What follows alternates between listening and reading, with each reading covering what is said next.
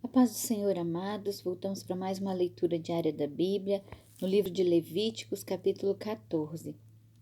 Depois falou o Senhor a Moisés, dizendo: Esta será a lei do leproso no dia da sua purificação, será levada ao sacerdote.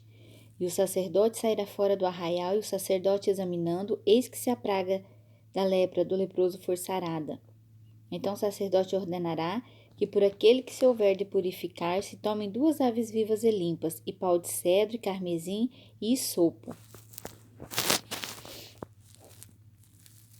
Mandará também o sacerdote que se degole uma ave em um vaso de barro sobre águas vivas.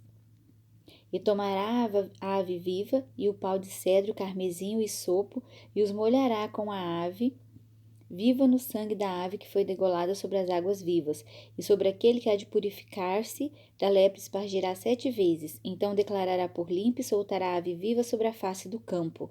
E aquele que tem de purificar-se lavará os seus vestidos, e rapará todo o seu pelo e se lavará com água. Assim será limpo e depois entrará no arraial, porém ficará fora da sua tenda por 7 dias. E será que ao 7º dia rapará todo o seu pelo, e sua cabeça, e a sua barba, e as sobrancelhas dos seus olhos, e rapará todo o seu outro pelo, e lavará os seus vestidos, e lavará sua carne com água, e será limpo. E ao 8º dia tomará 2 cordeiros sem manchas, e uma cordeira sem mancha de 1 ano, e 3 dízimas de flor de farinha para oferta de manjares, amassada com azeite, e 1 log de azeite. E o sacerdote que faz a purificação apresentará o homem que houver de purificar-se com aquelas coisas perante o Senhor, à porta da tenda da congregação. E o sacerdote tomará 1 cordeiro e oferecerá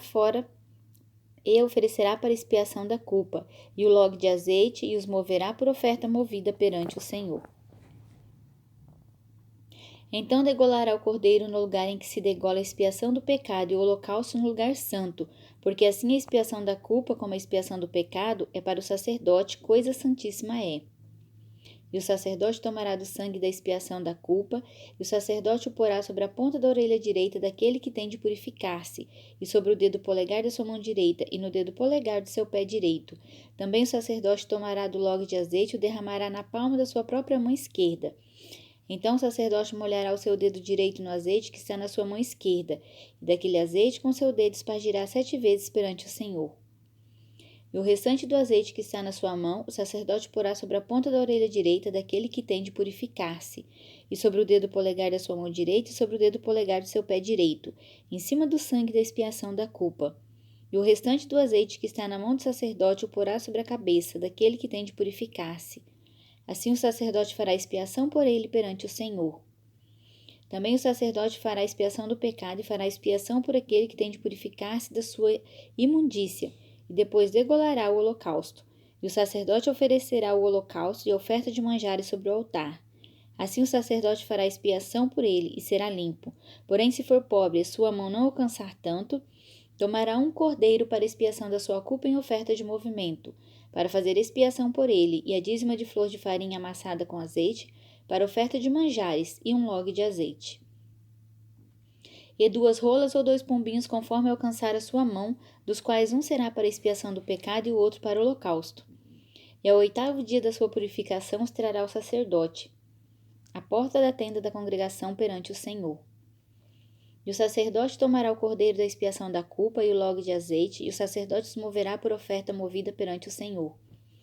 Então degolará o cordeiro da expiação da culpa, e o sacerdote tomará do sangue da expiação da culpa, e o porá sobre a ponta da orelha direita daquele que tem de purificar-se, e sobre o dedo polegar da sua mão direita, e sobre o dedo polegar do seu pé direito. Também o sacerdote derramará do azeite na palma da sua própria mão esquerda.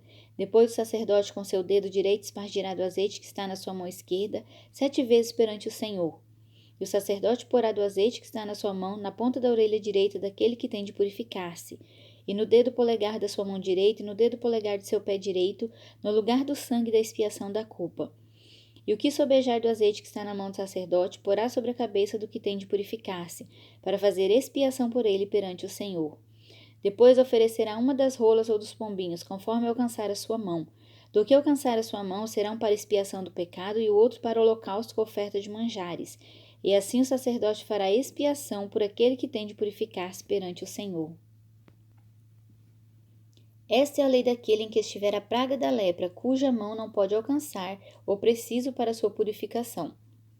Falou mais o Senhor a Moisés e a Arão, dizendo: Quando tiverdes entrado na terra de Canaã, que vos hei de dar por possessão, e eu enviar a praga da lepra a alguma casa da terra da vossa possessão, então virá aquele de quem for a casa e o fará saber ao sacerdote, dizendo: Parece-me que há como que praga em minha casa. E o sacerdote ordenará que despejem a casa, antes que venha o sacerdote para examinar a praga, para que tudo que está na casa não seja contaminado.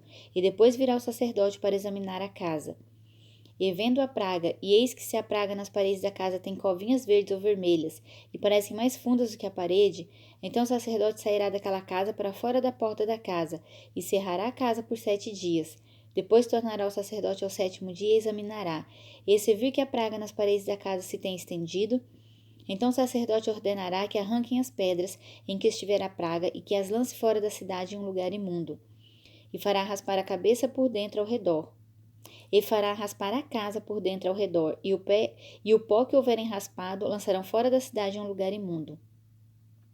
Depois tomarão outras pedras e as porão no lugar das primeiras pedras, e outro barro se tomará, e a casa se rebocará. Porém, se a praga tornar e brotar na casa depois de se arrancar as pedras, e depois de casa ser raspada, e depois de ser rebocada, então o sacerdote entrará examinando, eis que se a praga na casa se tem estendido, lepra roedora há na casa, imunda está. Portanto, se derribará a casa, suas pedras e sua madeira, como também todo o barro da casa, e se levará tudo para fora da cidade a um lugar imundo. E o que entrar naquela casa em qualquer dia em que estiver fechada será imundo até a tarde. Também o que se deitar e dormir em tal casa lavará os seus vestidos, e o que comer em tal casa lavará os seus vestidos. Porém, tornando o sacerdote a entrar, e examinando, eis que se a praga na casa se não tem estendido, porém, tornando o sacerdote a entrar, e examinando, eis que se a praga na casa se não tem estendido, depois que a casa foi rebocada, o sacerdote declarará a casa limpa, porque a praga está curada. Depois tomará para espiar a casa 2 aves e pau de cedro, e carmesim e isopo, e degolará uma ave em um vaso de barro sobre águas vivas. Então tomará pau de cedro e o isopo e o carmesim, a água viva, e os molhará na ave degolada e nas águas vivas, e espargirá a casa 7 vezes. Assim espiará aquela casa com o sangue da avezinha, e com as águas vivas, e com a avezinha viva, e com o pau de cedro, e com o isopo, e com o carmesim. Então soltará a ave viva para fora da cidade sobre a face do campo. Assim fará expiação pela casa e será limpa. Esta é a lei de toda a praga da lepra e da lepra dos vestidos e das casas, e da inchação e do aposteme e das empolas, para ensinar em que dia alguma coisa será imunda e em que dia será limpa. Esta é a lei da lepra. Amém?